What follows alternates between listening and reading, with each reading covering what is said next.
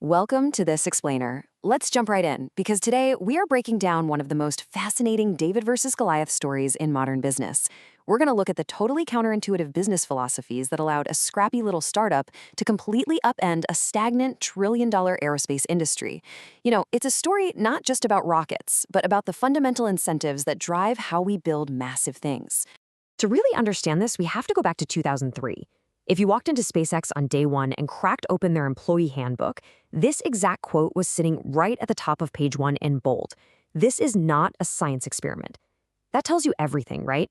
Their primary goal wasn't inventing some crazy futuristic sci-fi tech just for the thrill of it. No. The focus was entirely on using clean sheet engineering to relentlessly strip costs out of the system. So here's our roadmap for today's explainer. We're going to cover SpaceX's early philosophy, the unique cost of time, managing the critical path, the infamous cost-plus trap, and finally how all of this won the space race. All right, part one, SpaceX's early philosophy. In those early days, this tiny team actually believed they could outmaneuver legacy space programs that literally had thousands upon thousands of employees.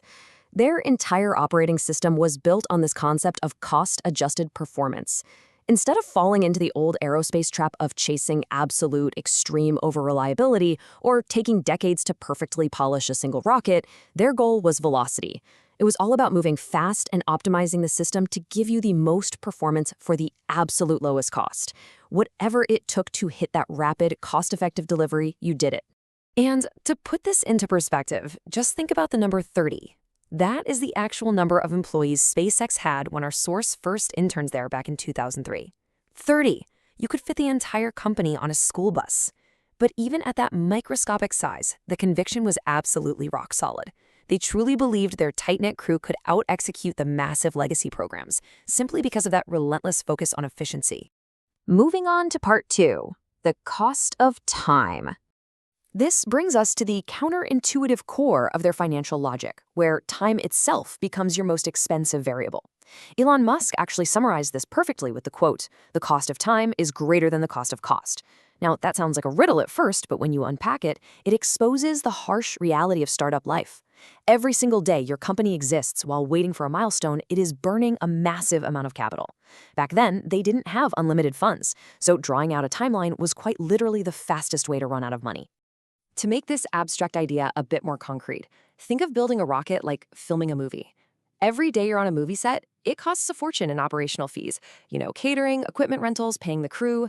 If you can pack those scenes into fewer days, the movie costs significantly less to produce. Well, building a rocket is exactly the same. Expediting your schedule drastically drops that daily operational burn rate. If your launch is delayed by a year, you are burning a staggering amount of cash just to keep the lights on for that extra year.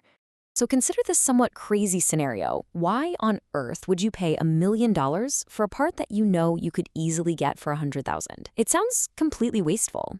But at SpaceX, spending that extra $900,000 was totally worth it if taking that one-time hit saved the company 5 days of waiting. Because if your daily burn rate is millions of dollars, spending a fraction of that to pull your schedule forward by a week is actually a massive cost savings. It's a wildly unintuitive way to view spending, but honestly, it's brilliant. Which brings us to part three, the critical path. Now, that expensive expediting we just talked about, that only works if you target the absolute bottleneck of the project.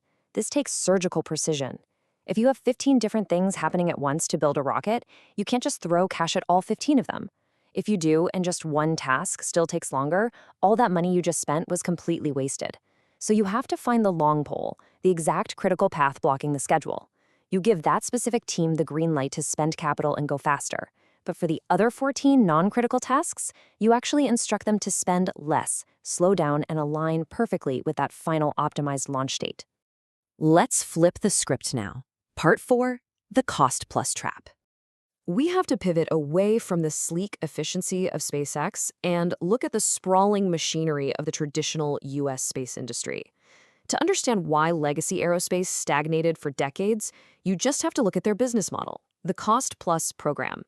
This is a contracting model where a company gets paid for the total cost of their work, plus a guaranteed additional percentage on top as profit, say 110% of whatever they spent. This defined companies like Boeing. Think about the logic here for a second. Under this model, figuring out a way to do something cheaper actually hurts your bottom line. And that pricing model creates what we call the escalation of bloat. Look, the folks working at these legacy companies aren't bad people. They want to do innovative work. But the system itself is fundamentally rigged. Because your profit is a percentage of your cost, the absolute best way to make more money is to make the program bigger and more expensive.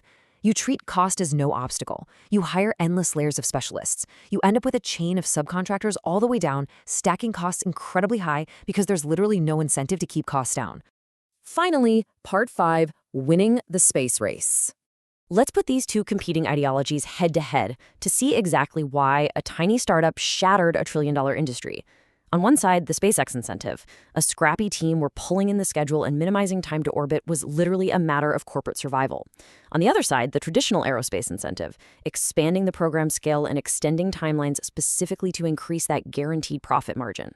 Traditional giants had massive budgets and zero competition to force them to be lean. So SpaceX didn't just win by having slightly better engineers. They won because their underlying structural incentives demanded speed and efficiency, while legacy space was directly incentivized to bloat. As we wrap up this explainer, I want to leave you with a final thought. We just saw how a lack of competition and a warped incentive structure literally froze human spaceflight for decades. So here is my challenge to you. If there is no strong incentive against costs increasing, where else in our society is this exact cost-plus trap holding back innovation today? Look closely at the giant, slow-moving industries all around us. I guarantee you might just spot the exact same dystopian bureaucratic bloat just waiting to be disrupted. Thanks for joining me on this explainer and keep questioning the incentives.